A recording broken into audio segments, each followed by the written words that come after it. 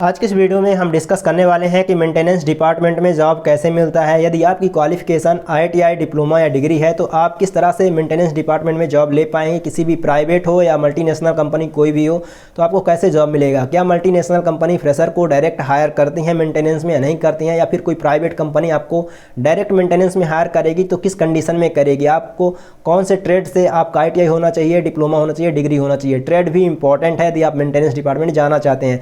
यदि आपके पास एक्सपीरियंस नहीं है तो क्या कंपनियां रखती हैं, नहीं रखती हैं, रखती हैं तो किस बेस में रखती हैं, क्या सैलरी होता है और फ्रेशर लेवल में आपको कैसे काम करना होता है। सब कुछ इस वीडियो में आपको पूरा एक्सपीरियंस आपके साथ शेयर करने वाला हूं। तो आपको वीडियो को पूरा देखना है तो आपके सारे डाउट क्लियर हो जाएंगे।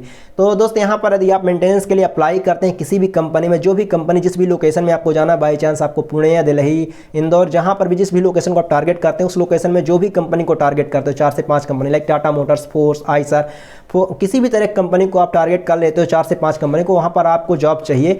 तो अब आपको वहाँ पर कैसे जॉब मिलेगा। तो सबसे पहले तो आपका रिज्यूम इंपॉर्टेंट होता है। दोस्त यहाँ पर सबसे पहले तो आपको ये पता होना चाहिए कि यदि आपकी क्वालिफिकेशन IITI है तो आपका जो ट्रेड होना चाहिए वो इलेक्ट्रीशियन, इलेक्ट्रिकल या फिर फिटर से होना चाहिए, ठीक है। और दूसरा यदि आपने डिप्लोमा से किया है तो डिप्लोमा भी आपका इलेक्ट्रिकल, इलेक्ट्रीशियन या फिर आपका मैकेनिकल से होना चाहिए। यही डिग्री में भी अप्लाई होता है, इलेक्ट्रिकल, इलेक्ट्रीशियन या फिर मैकेनिकल से होगा तभी आपको मेंटेनेंस में एज अ फ्रेशर लेवल में ट्रेनिंग के रूप में हायर किया जाएगा। क्योंकि यहाँ पर आपको एक्सपीरियंस तो है नहीं और कोई भी कंपनी आपको फ्रेशर में हायर करेगी तो आप एक तो टेक्निकल होने चाहिए, like non technical BSc BCom को कोई बंदा आ जाए मेंटेनेंस के लिए तो यहाँ पे उसको हायर नहीं किया जाएगा। लेकिन यदि आप टेक्निकल हैं, आपकी क्वालिफिकेशन IITI डिप्लोमा डिग्री में से कुछ भी है, क्वालिफिकेशन IITI डिप्लोमा डिग्री है तो आपको हायर तभी किया जाएगा यदि आप जो बताई हुई ट्रेड में से किसी में से हैं, तो तभी आप यहाँ पर लिए जाएंगे।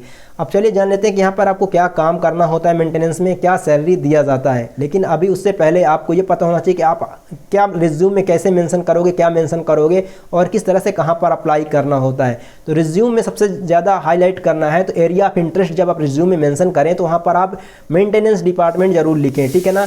और आपकी स्किल हाईलाइट जब करें, जो भी चीज़ आप हाईलाइट करें स्किल्स में, तो आप वहाँ पर ऐसे कुछ टूल्स के बारे में अपना वहाँ पर लिखें। जैसे स्किल्स आप मेंशन करें रिज्यूम में, जो भी आप स्किल मेंशन करें तो वहाँ पर कुछ ऐसे स्किल मेंशन कर दें जो मेंटेनेंस से रिगार्डिंग्स आपको मैच करते हो, मेंटेनेंस से रिगार्डिंग सूटेड हो।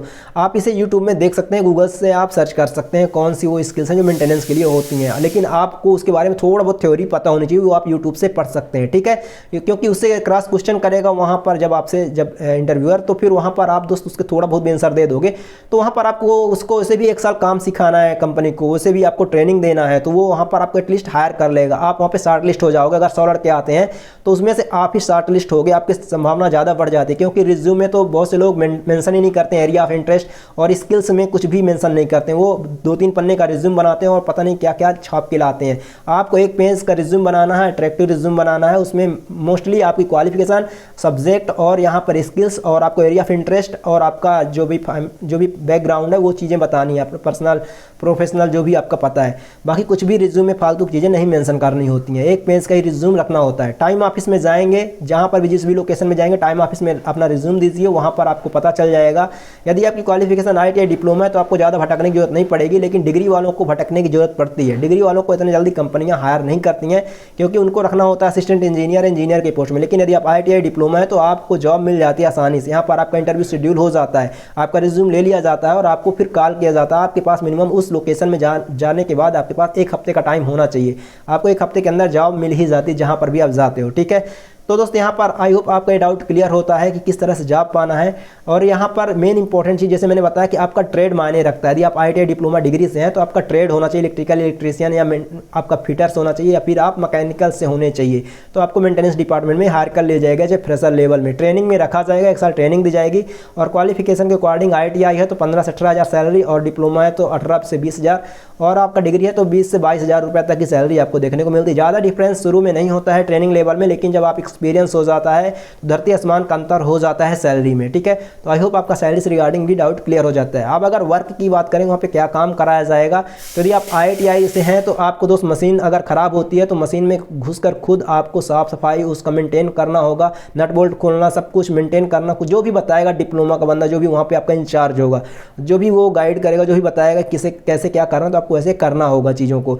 लेकिन यदि आप डिग्री है, डिग्री बेस से हैं, तो फिर आप उस पूरे प्लांट के जो भी वहाँ पर आपको जिस भी साइट पे रखा जाता है वहाँ पर आप पूरा इंचार्ज ही होते हैं। तो आपको पूरी जितनी मशीनें हैं उस मशीनों में जितनी बार जो भी रिपोर्ट है आज की वो सब कुछ सबमिट करना होता है, कौन सी मशीन ब्रेक डाउन में है, कौन सी चल रही है किस, तो ये सब कुछ आपको बताना होता है अपने सीनियर को। तो ये सब कुछ मैंने आपको बताया कि क्या क्या रिस्पॉन्सिबिलिटी होती है, कैसे काम करना होता है, क्या सैलरी होती है, कैसे आपका सिलेक्शन होगा, कैसे अप्लाई करना होगा, क्या करना होगा। सो यदि आपको वीडियो पसंद आता है तो चैनल को सब्सक्राइब कर लीजिए। धन्यवाद। चैनल विजिट करने के लिए आपका बहुत बहुत धन्यवाद।